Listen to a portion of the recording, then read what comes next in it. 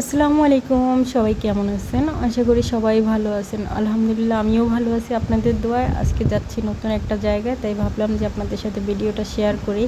আর খুবই সুন্দর একটা জায়গা। এটা হচ্ছে চট্টগ্রামের নতুন ব্রিজ বলে যে ওইটা। এর আগে এখানে একটা লোহার ব্রিজ ছিল, ওটা আছে কিনা জানি না। অনেক আগে একবার আসছিলাম, কার যেন কি একটা অনুষ্ঠান হয়েছিল, তো তখন সবাই মিলে আসছিলাম।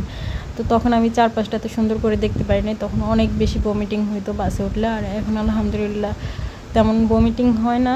2 ঘন্টা 2.5 ঘন্টা জার্নি বাসে করতে পারি, তাও যদি সামনের সিটে বসি তাহলে। আর পিছনের সিটে বসলে তো মাস্ট বমি হবেই।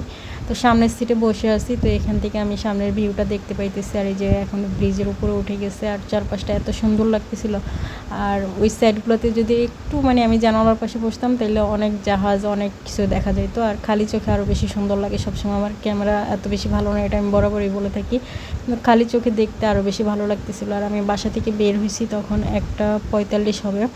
তারপর বাসা থেকে বের হয়ে আমি নিউ মার্কেটের এখানে আসছি। এখান থেকে প্রথমে আমি একটা বাইক নিয়েছিলাম, বাইকে করে তারপরে 150 টাকা ভাড়া দিয়ে তারপরে আমি এখানে আসছি। এখান থেকে তারপর ওরা বললো যে বাসে যেতে, তো বাসে একটা উঠে গেছি আল্লাহর ভরসা করে, আল্লাহর নাম নিয়ে, কারণ বাসে মানেই আমার কাছে একটা রিস্ক, একটা ভয় লাগে। তো এখান দিয়ে নাকি সিএনজিতেও যাওয়া যায়। তো সিএনজি, আমি যেহেতু নতুন মানুষ তাই আমি সিএনজির রিস্কটা নিলাম না, সিএনজিতে মানুষজন কম থাকে। তো ওই বাইকওয়ালা বলে দিছিল যে আপনি বাসে করে যান, মেয়ে মানুষ যেহেতু একটু সেফটি থাকবে। তো এই যে এই সাইডটা দিয়ে নামতেছি না, এইটা একদম পদ্মা সেতুর লাস্ট মাথা যেরকম ওরকম, তবে পদ্মা সেতুর ওই লাস্ট মাথা থেকে এটা অনেক বেশি ভালো, কারণ এইখানে অনেক চওড়া রাস্তা, তারপর চারপাশটা আরও বেশি অনেক বেশি সুন্দর। আর পদ্মা সেতুটা এখনও রাস্তার ওই পারগুলা ভালোভাবে ডেভেলপ হয় নাই, সিঙ্গেল রাস্তা। আর এখানে ডাবল ডাবল 2 পাশে রাস্তা, আর দেখতে খুবই ভালো লাগতেছে। তো যারা যারা দেখে নাই, আমাদের এলাকা বা আমাদের ডিস্ট্রিক্টের যারা আছে, তারা যারা দেখে নাই এই এরিয়াটা, তারা আসলে আসলে অনেকই মনোমুগ্ধকর হবে।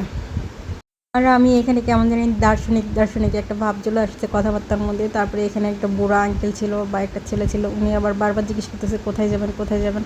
তো আমি আবার বললাম যে আমি এখানে যাব। তো সে আবার কারে যেন ফোন করে বলতেছে যে এত ইউনিয়ন এত এটা কোন জায়গায় নামতে হবে আর কোথায় কি।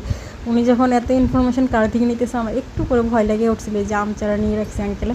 পরবর্তীতে উনি আমাকে বললো আপনি এখানে নামবেন, এখানে নামার পরে এইভাবে যাবেন, তাহলে সুবিধা হবে। তারপরে ওনার সাথে কিছুক্ষণ ডিসকাস করার পরে আর বেশি একটা আমি ওনার সাথে ওপেন আপ হইনি, কারণ বলা যায় না কার কেমন নিয়তি।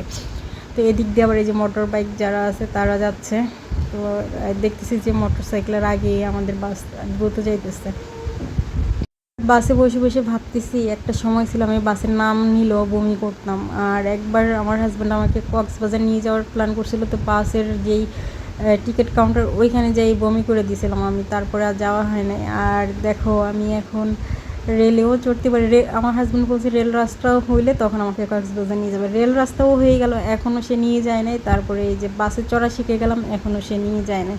তো আশা করি সামনে সে নিয়ে যাবে। আর পরিস্থিতি আমাকে এতটুকু শিক্ষা দিছে যে এখন আমি লোকাল বাসেও চড়তে পারি, তারপর 2 ঘন্টা 2.5 ঘন্টা জার্নিটাও করতে পারি। কিছুদিন আগে ঢাকা থেকে আসলাম, ওই জার্নিটা খুবই ভয়াবহ এবং খারাপ একটা জার্নি ছিল, কিন্তু ভালোই ছিল আলহামদুলিল্লাহ, চড়তে পারছি। তবে এটা অনেকটাই ভালো। তারপরে ঢাকা থেকে শরীয়তপুর গেলাম, ওইটাও অনেক ভালো ছিল একটা জার্নি।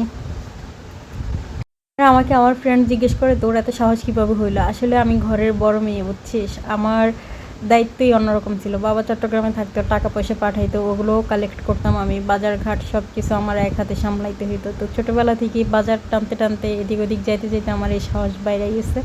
আর এখন যেহেতু আমি একজন গৃহিণী, আমি একজন মা, আমি একজন ঘরের বউ, তো আমার উপরে তো আরও দায়িত্ব আছে নাকি। তো দায়িত্ব পালন করতে আমি কখনো ভয় পাই না, সময় সব দায়িত্ব নিষ্ঠার সাথে পালন করে থাকি। তো আল্লাহ হাফিজ বন্ধুরা, সবাই ভালো থাকবেন, আমার জন্য দোয়া করবেন, আপনারা সুস্থ থাকবেন সেই দোয়া রইল। আবার দেখা হবে নতুন কোনো ভিডিওতে। আল্লাহ হাফিজ।